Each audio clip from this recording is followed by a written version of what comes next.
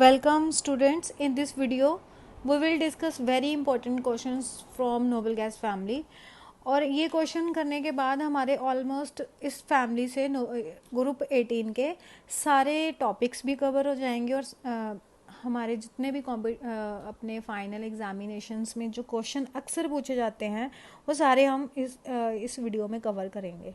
So the questions सबसे पहले ऐसे क्वेश्चंस देख लेते हैं कौन कौन से हैं. So question are the noble gases have very low boiling point. Explain. This question we have discussed in the previous video. Why are the elements of group 18 are known as noble gases? ये भी हमने पिछली video में किया था. थोड़ा सा remind कर लेते हैं. नोबल मीन्स वो वाले सब नोबल गैसेज मीन्स जो किसी के साथ भी नहीं रिएक्ट करती हैं. But we have compounds xenon F2 like xenon F4. ऐसे ही और भी बहुत सारे थे जीनोन OF2. तो ऐसा नहीं है कि इनको नोबल कहा जा सके क्योंकि जीनोन के कंपाउंड एग्जिस्ट कर रहे हैं. सो इनर्ट कहा जा सके, इनको इनर्ट नहीं कहा जा सकता but we can call them as noble gases because they have fully filled configuration. They rarely enter into combination, chemical combination except xenon, right? So they are called noble gases. So next question is, out of noble gases only xenon is known to form chemical compound. What are the necessary conditions for a noble gas to form chemical compound? Noble gases, especially xenon and krypton, form compounds with oxygen and fluorine only. These three questions are very important. So next question is, what inspired Anne Bartlett? He is the scientist who discovered the first noble gas compound. What inspired Anne Bartlett for carrying out reaction between xenon and platinum hexafluoride? मतलब उसको ऐसा क्या उसने assume करा, ऐसा क्यों उसने सोचा कि जीनोन को PTF6 के प्लैटिनम F6 के साथ रिएक्ट करवाया जा सकता है, right? So the next question is give the method of preparation and discuss the structure and geometry of these compound. Here I have taken three examples, but you can also draw and explain the structure of xenon F6, xenon F4, xenon O2 F2. We have lot of oxides and fluorides of xenon. And ये वाला जो question है structure and geometry of oxide and fluoride of xenon, ये हर साल ही paper में पूछा जाता है. ये इसकी मेथड ऑफ प्रेपरेशन हमने कोई एक ही मेथड ऑफ प्रेपरेशन देना है इसका, और structure and geometry of any of the oxide और फ्लोराइड ये हर साल ही पेपर में आता है. ये डेड श्योर है, ये क्वेश्चन आना ही आना पेपर में. The next question is, no chemical compound of helium is known. अब जैसे जीनोन तो कंपाउंड बना रहा है लेकिन हीलियम क्यों नहीं कंपाउंड बना रहा? अगर जीनोन बना सकता है तो हीलियम क्यों नहीं बना सकता? तो हम ये सारे क्वेश्चन आंसर्स डिस्कस करेंगे. अदर देन दैट कुछ और क्वेश्चंस भी थे जो हमने प्रीवियस वीडियो में किए थे, जैसे He2 does not exist. Why noble gases exist in monatomic form? And this is the answer of this question. Noble gases have larger size than halogen in a particular period, or noble gases have larger size than the group 17 elements. And the reason for this we have discussed already. So next question is, noble gases have zero or large positive electron gain enthalpy. This is the answer. We have discussed this in the previous video. So, the next question is, noble gases have very low melting and boiling point. Already discussed in the previous video. Ease of liquefaction and solubility of noble gases in water we have discussed in the previous video. So let's start with the next questions. So the very first question we have that the question was, noble gases have fully filled electronic configuration. So we are discussing question number 3. Out of noble gases only xenon is known to form chemical compound. अब इसका answer है, बाकी Nobel gases तो react नहीं कर रही हैं लेकिन जीनोन के कंपाउंड क्यों एग्जिस्ट कर रहे हैं? So the answer is, Noble gases has fully filled NS2 NP6 configuration, hence they have no tendency to enter into chemical combination. But xenon can form oxide and fluoride. जो xenon है वो oxygen and fluorine के साथ react करके oxides and fluoride बनाता है.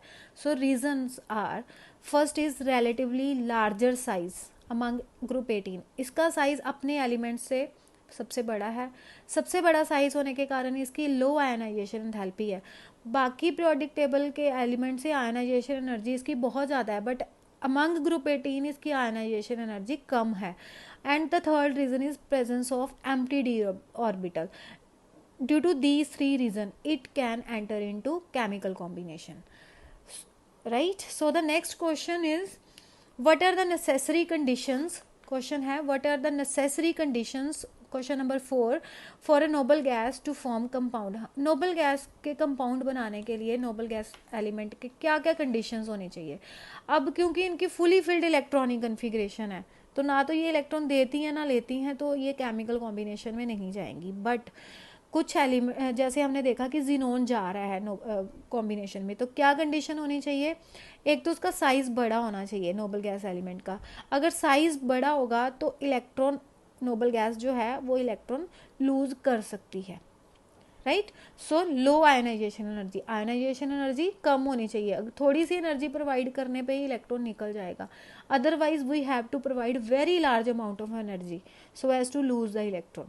अगर ionization energy कम होएगी तो इलेक्ट्रॉन जल्दी निकल सकेगा. और the third reason is presence of empty d orbital.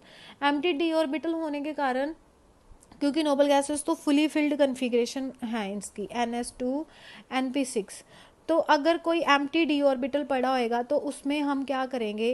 Consider this is the empty d orbital. उसमें हम ये इलेक्ट्रॉन्स को एक्साइट करके अनपेयर्ड इलेक्ट्रॉन्स बनाएंगे, जिसके साथ वो अनपेयर्ड ऑर्बिटल्स जो बनेंगे वो किसी और एलिमेंट के साथ रिएक्ट कर ओवरलैप कर सकते हैं.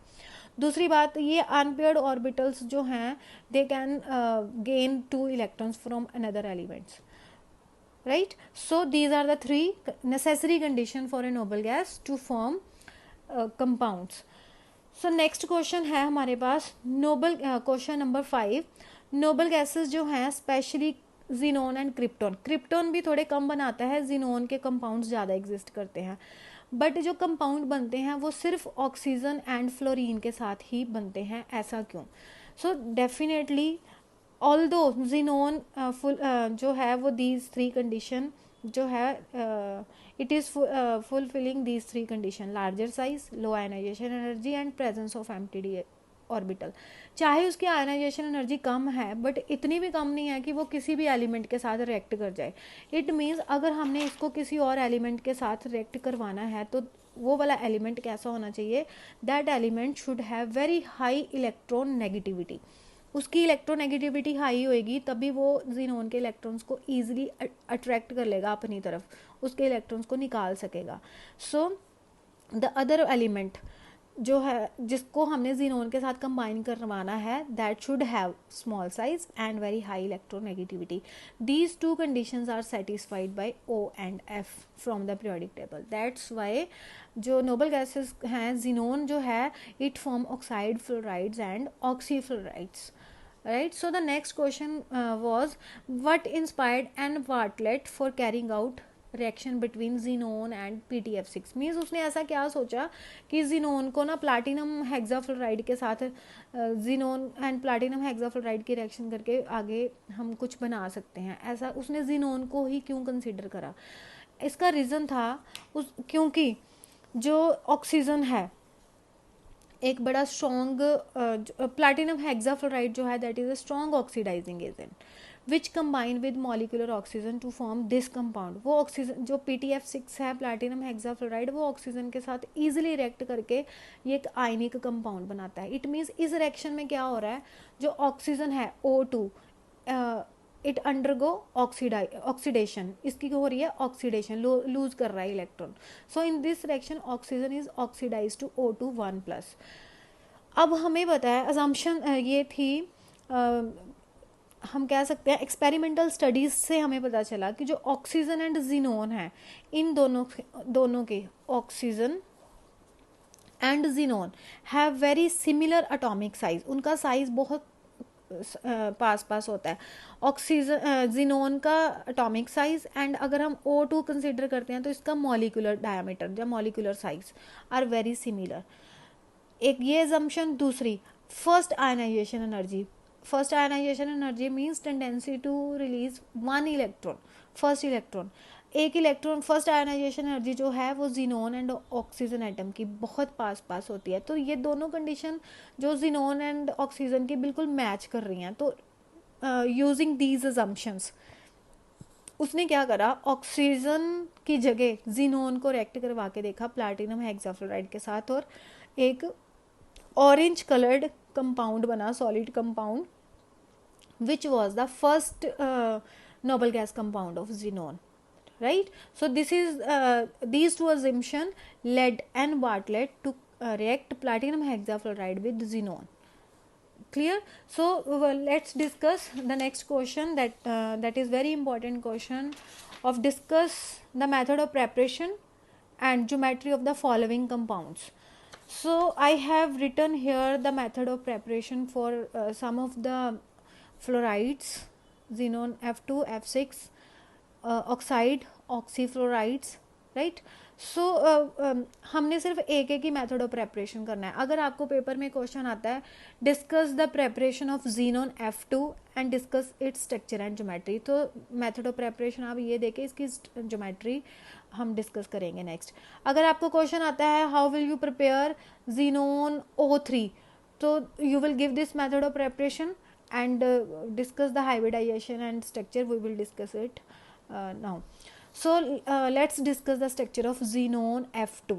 सबसे पहले हमने क्या करना है, यहाँ पे जो हम बेसिक स्ट्रक्चर डिस्कस करेंगे यही कॉन्सेप्ट आपने बाकी सारी स्ट्रक्चर्स के ऊपर अप्लाई करना है। तो सबसे पहला हमारा स्टेप क्या होता है, सबसे पहले हमने क्या करना होता है, we will write the valence electronic configuration of central element. Xenon central element है, एटॉमिक नंबर है इसका 54। ग्राउंड स्टेट की valence electronic configuration we will write since it has 5s2 5p6 configuration and 5d orbital is empty. In case of xenon F2 हमें कितने bond बनाने हैं, 2F लगाने हैं, तो we will form 2 bonds, these 2 bonds. So to form 2 bonds we should have 2 unpaired electron, but xenon के case में कोई भी unpaired electron नहीं है। So what will we do, we will do the excitation. So हम क्या करेंगे, one of the p orbital of 5p orbital का जो इलेक्ट्रॉन है उसके इलेक्ट्रॉन को एक्साइट करा देंगे 5d में। So in first excited state means एक ही इलेक्ट्रॉन हमने एक्साइट करवाया है। So in the first excited state there will be 2 unpaired electron. ये 2 अनपेयर्ड इलेक्ट्रॉन बन गए, तो ये वाले 2 अनपेयर्ड इलेक्ट्रॉन ही फ्लोरीन के valence 2p orbital, unpaired 2p orbital के साथ ओवरलैप करेंगे। So the hybridization, since these 2 are undergoing overlap with 2p orbital of F, but the rule of hybridization is जो अंदर वाले सेम क्वांटम नंबर के जो ऑर्बिटल हैं वो भी हमने काउंट करने हैं हाइब्रिडाइजेशन में। ऐसा नहीं है कि सिर्फ ये 2 ओवरलैप कर रहे हैं तो hybridization will be PD, but ऐसा कभी नहीं होता। We will count the same the orbital of same quantum number, the inner orbital. So the hybridization will be S का 1, P के 3, D का 1। So hybridization is sp3d in which there are 5 hybrid orbital, right, in which 3 hybrid orbital will have lone pair and 2 hybrid orbitals are bond pair. So we know 5 bonds वाली hybridization जो है, जब 5 hybrid orbital की जो structure है that is trigonal bipyramidal, right? But in case of xenon F2, in this hybridization there are 3 lone pair and the lone pair are so oriented that the structure appears as linear, right? So हम ऐसे भी कह सकते हैं the geometry of the molecule is trigonal bipyramidal, but due to the presence of lone pair the structure is called geometry is called distorted trigonal bipyramidal, or we can say xenon F2 has linear shape. If I write the lone pair as, जैसे मैंने इसको ऐसे लिख दिया है, ये 3 lone pair हो गए। लोन पेयर को अगर हम ऐसे रखते हैं तो it is linear geometry, linear shape. So question आपको ऐसे भी आ सकता है, xenon F2 molecule is linear in shape discussed. So हमने कैसे इसको डिस्कस करना है, by starting from this hybridization and structure of xenon।